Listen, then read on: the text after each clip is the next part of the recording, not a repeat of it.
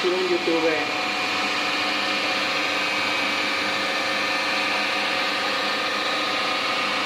2000 RPM. Revoluciones por minuto.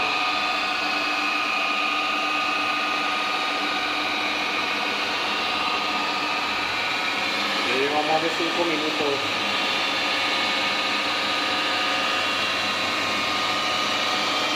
Se siente calientito, pero aún siguen soportando los dedos.